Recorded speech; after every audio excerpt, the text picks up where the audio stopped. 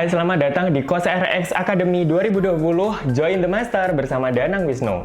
Jadi buat kalian yang belum tahu, COSRX Academy itu adalah platform dari COSRX yang bertujuan untuk membuat kita itu belajar lebih banyak tentang skincare. Ada berbagai macam misi di sana, kamu menyelesaikan misi itu, dan nanti ada 15 orang pemenang yang dipilih sama COSRX untuk trip ke Korea nanti pada April 2021. Jadi jangan lupa kamu langsung sign up, kemudian ikutin semua misi-misinya di webnya COSRX, nanti aku kasih linknya di description box. Jadi nanti nggak cuma aku aja, ada beberapa orang pengisi juga untuk materi-materi di COSRX Academy, jadi jangan lupa kalian ikutan. Dan nanti ada live chat juga, jadi silahkan nanti tanya-tanya di sana, kita bakalan jawab semuanya. Nah, kali ini aku mau bahas tentang basic skincare. Jadi basic skincare itu berguna untuk pemula yang belum pernah pakai skincare. Kamu mulai dari mana, pakai produk apa yang sesuai dengan kondisi kulit kamu. Jadi basic skincare itu ada 4 tahap. Yang pertama adalah cleansing, yaitu pembersihan. Yang kedua adalah exfoliating, yaitu mengangkatan sel-sel kulit mati di kulit kita. Kemudian ada moisturizing, itu untuk melembabkan. Yang terakhir adalah proteksi, itu untuk melindungi kulit kita. Yang pertama adalah cleansing atau pembersihan muka. Jadi kadang-kadang proses cleansing itu kayak dianggap remeh gitu loh sama sebagian orang. Yang penting sudah membersihkan muka dengan sabun muka udah. Padahal nggak seperti itu juga. Kulit kita bakal lebih bagus dan skincare selanjutnya bakalan lebih efektif jika dipakai dalam kondisi kulit yang benar-benar bersih. Nah, untuk membersihkan wajah dengan maksimal, kamu tahu yang namanya double cleansing kan? Jadi double cleansing itu adalah membersihkan muka kita 2 kali dengan 2 cleanser yang berbeda secara berurutan. Jadi awalnya kita pakai first cleanser. Cleanser yang pertama itu untuk menghapus sisa makeup atau sisa sunscreen. Kemudian dilanjutkan dengan second cleanser di step kedua untuk menghilangkan sisa-sisa debu, sisa kotoran, dan juga sebum sehingga kulit kita itu benar-benar bersih secara maksimal. Nah, sekarang aku mau bahas tentang produk apa aja yang bisa dipakai di first cleanser. Jadi first cleanser itu biasanya adalah produk-produk oil base. Kamu bisa pakai oil cleanser, atau kemudian ada cleansing balm, atau kemudian micellar water, atau cleansing milk. Tapi sebenarnya aku sendiri lebih suka pakai cleansing oil atau cleansing balm karena itu kayak sambil memijat-mijat wajah gitu loh. Jadi kita sambil membuat wajah kita menjadi rileks sambil dipijat-pijat. Untuk second cleansernya biasanya aku pakai facial wash. Facial wash ini harus benar-benar disesuaikan dengan kondisi kulit kita. Misalkan kondisi kulitku lagi kering, biasanya aku mencari cleanser yang ada hyaluronic acid-nya. Jadi hyaluronic acid itu kan berfungsi sebagai humektan untuk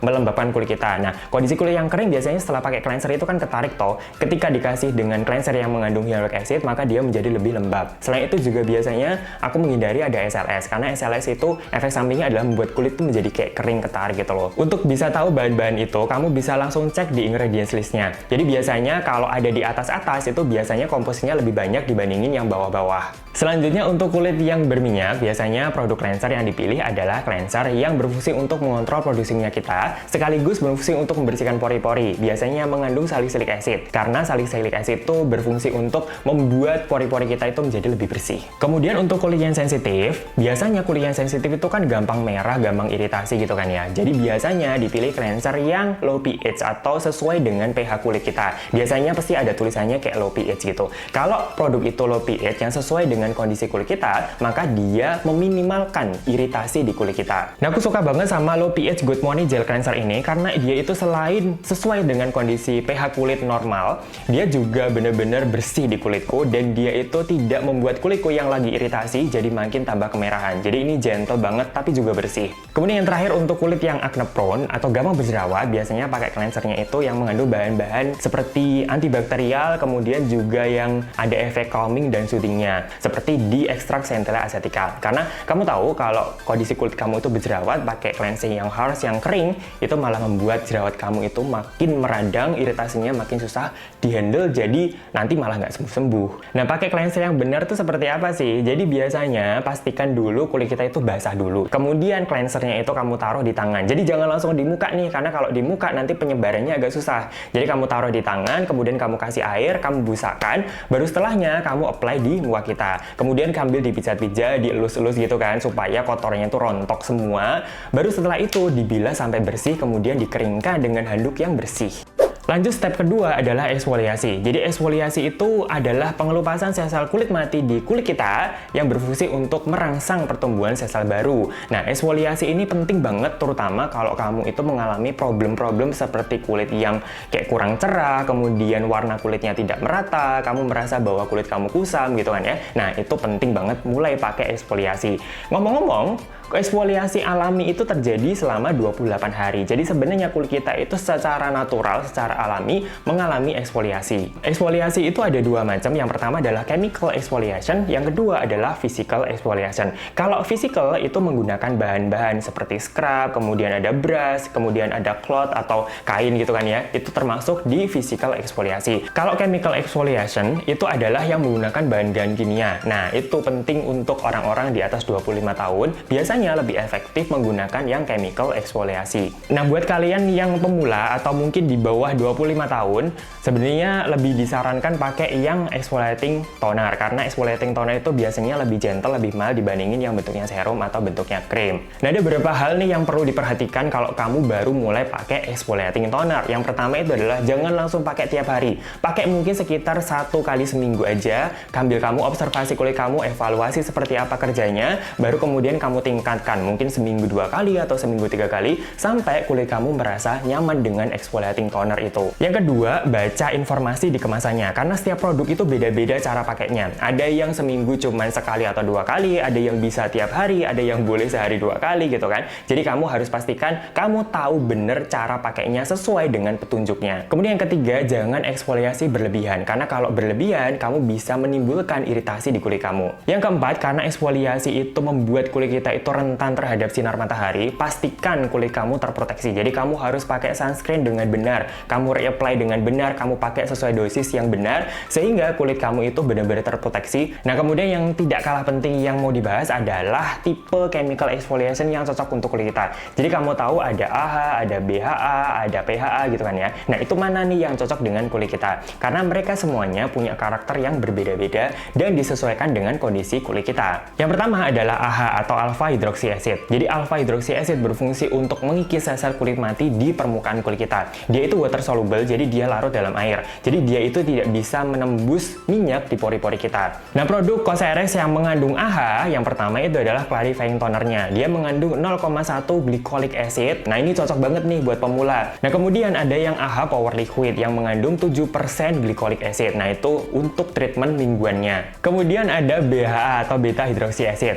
Beta hydroxy acid itu cocok untuk kulit yang berminyak dan berjerawat karena dia itu oil soluble, jadi dia itu bisa menembus minyak di pori-pori kita, berfungsi untuk membersihkan pori-pori kita. Kemudian dia juga ada efek untuk antiinflamasinya, jadi untuk meredakan jerawat-jerawat. Produk COSRX yang mengandung BHA itu adalah BHA Power Liquid yang mengandung 4% beta-in salicilat. Kemudian ada juga COSRX One Step Original Clear Pad yang lebih ringan, yang lebih gentle, yang mengandung 1% beta-in salicilat. Kemudian yang terakhir adalah PHA atau polyhydroxy acid. PHA ini punya ukuran molekul yang jauh lebih besar dibandingin AHA atau BHA, jadi dia itu tidak bisa berpenetrasi masuk sampai ke dalam. Jadi untuk eksfoliasi yang lembut, yang gentle, ini cocok untuk kulit-kulit yang sensitif. Produk COSRX yang mengandung PHA adalah COSRX One Step Green Hero Calming Pads. Nah, setelah eksfoliasi, biasanya kulit kita itu menjadi lebih kering dan sensitif. Nah, itulah kita butuh yang namanya hydrating toner. Jadi berfungsi untuk membuat kulit kita itu lebih lembab, menghindari iritasi, dan juga membuat kulit kita itu tidak menjadi tambah kering. Tapi selain itu, hydrating toner juga berfungsi untuk mempersiapkan kulit kita supaya skincare selanjutnya itu bisa bekerja lebih optimal. Nah, produk-produk COSRX yang bisa kamu coba adalah Full Fit Propolis Synergy Toner yang mengandung 10% ekstrak madu dan juga ada 72,6% ekstrak propolis. Kemudian ada Hydrium Watery Toner yang mengandung ada 6 tipe hyaluronic acid yang bisa meningkatkan kelembapan kulit hingga 70%. Jadi intinya setelah kamu eksfoliasi, kemudian kamu pakai hydrating toner, baru setelahnya kamu pakai moisturizer. Nah, kalau kamu masih punya banyak pertanyaan seputar eksfoliasi dan toning, kamu bisa langsung aja komen di bawah atau langsung aja di chat boxnya, nanti bakalan kita jawab. Lanjut step yang ketiga adalah moisturizing. Jadi ini adalah satu step yang penting banget untuk bisa mendapatkan kulit yang sehat dan bebas masalah. Karena kamu tahu, tubuh manusia itu terdiri dari 70% air. Nah, makanya kita butuh asupan untuk menjaga kelembapannya. Secara teori, ada 3 jenis pelembab. Yang pertama adalah humectant, kemudian ada emollient, sama occlusive. Yang pertama adalah humectant. Humectant itu berfungsi untuk menarik air dari sekelilingnya, kemudian ditaruh di permukaan mengeringkan kulit kita. Ini penting banget untuk menjaga kulit kita supaya tidak dehidrasi. Humectant ini berbahan dasar air, jadi mereka itu water soluble larut dalam air. Nah, dia itu tidak sticky, biasanya teksturnya itu light dan tidak lengket, tidak oily. Produk-produk pelembab yang mengandung humectant biasanya mengandung hyaluronic acid atau aloe vera atau glycerin. Kemudian jenis yang kedua adalah emollient. Kalau humectant itu berfungsi untuk menarik air, kalau emollient itu untuk mengisi sel-sel yang kosong. Nah, emollient itu biasanya bersifat oil base atau larut dalam minyak. Biasanya itu cocok untuk kulit yang kering atau flaky. Efeknya, kalau di kulit itu menjadi lebih halus. Kemudian yang terakhir adalah occlusive. Occlusive ini berfungsi untuk mengunci kelembapan. Jadi kamu tahu kulit kita itu bisa mengalami penguapan, jadi untuk melindungi kulit kita dari dehidrasi atau water loss, maka kita butuh untuk mengunci kelembapannya. Pelembab itu juga ada berbagai macam tekstur. Ada yang bentuknya krim, ada yang bentuknya gel, ada yang bentuknya lotion. Kalau bentuknya krim itu lebih pekat, lebih rich gitu. Jadi cocok untuk kulit yang kering. Nah, COSRX itu ada juga pelembab yang sifatnya itu humectant dalam bentuk krim, yaitu Hydrium Moisture Power Enriched Cream dan Advanced Snail All-in-One Cream yang mengandung 92% lendir siput. Kemudian kalau bentuknya itu lotion, itu biasanya teksturnya lebih ringan dibandingin krim. Itu biasanya lebih enak untuk kulit yang oily. Contohnya adalah Oil Free Ultra Moisturizing Lotion. Nah, yang terakhir bentuknya adalah gel. Gel ini favorit untuk kulit yang oily karena dia tidak menyumbat pori, kemudian cocok juga untuk kulit yang sensitif. Kamu bisa pakai COSRX yang Hydrium Green Tea Aqua Soothing Gel Cream. Nah, ini yang terakhir yang sering banget dilupakan atau pakainya cuma satu kali aja, itu adalah protection. Pakai sunscreen, karena kamu tahu kulit kita itu harus benar-benar terlindungi dari sinar matahari. Sinar matahari itu sebenarnya ada 3, yang UVA, UVB, sama UVC. Tapi yang masuk ke dalam bumi itu cuma UVA sama UVB. Kalau UVA itu berpengaruh di penuaan. Jadi biasanya ketika kita terekspos dengan UVA, biasanya kulit kita ini menjadi lebih kering, menjadi lebih kendur, dan gampang penuaan dini. Nah, kalau UVB itu menyebabkan kulit menjadi merah dan terbakar. Jadi makanya kita butuh perlindungan dari 2 jenis sinar UV itu. Ngomongin tentang perlindungan terhadap UVA dan UVB, sebenarnya kalau di sunscreen itu kan sering kita lihat ada tulisan SPF dan PA.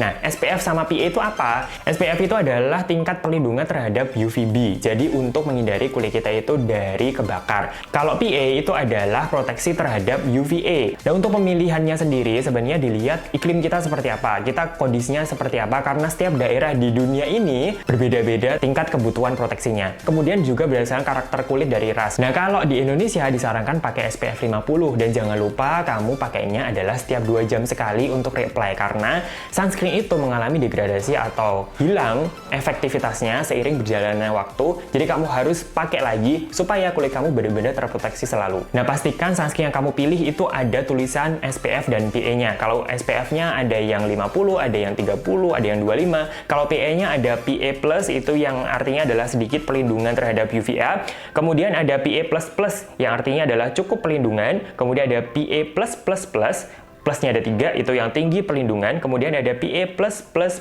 yang plusnya ada 4, yang artinya sangat tinggi perlindungannya. Nah, ngomongin tentang sunscreen, kita kenal ada 2 jenis sunscreen. Yang pertama itu adalah physical, yaitu berfungsi untuk melapisi kulit kita sehingga mencegah sinar UV itu datang untuk merusak epidermis kita. Nah, itu biasanya disebut dengan sunblock. Kemudian kalau chemical itu bekerja dengan mereaksikan sinar UV yang datang ke kulit kita sehingga sinar UV-nya itu tidak menembus kemudian masuk di dalam kulit kita. Jadi sunscreen yang chemical ini itu biasanya teksturnya itu lebih light, lebih enteng, sehingga lebih enak dipakai untuk sehari-hari. Nah, sunscreen yang bisa kamu cobain itu adalah COSRX Aloe Soothing Sun Cream. Nah, dia itu ada SPF 50+ dengan PA+++.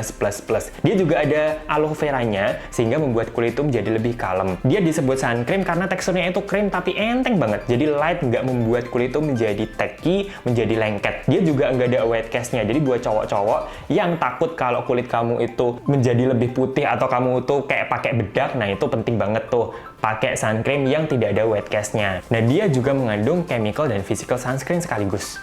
Nah, itu tadi tentang basic course di COSRX Academy 2020. Kalau kamu masih punya pertanyaan, monggo silakan kamu komen di bawah. Dan jangan lupa like dan turn on notifikasinya supaya kamu nggak ketinggalan materi-materi selanjutnya. Dan jangan lupa juga kamu ikutan COSRX Academy 2020. Nanti aku kasih linknya di description box. Jadi thank you for watching. Bye!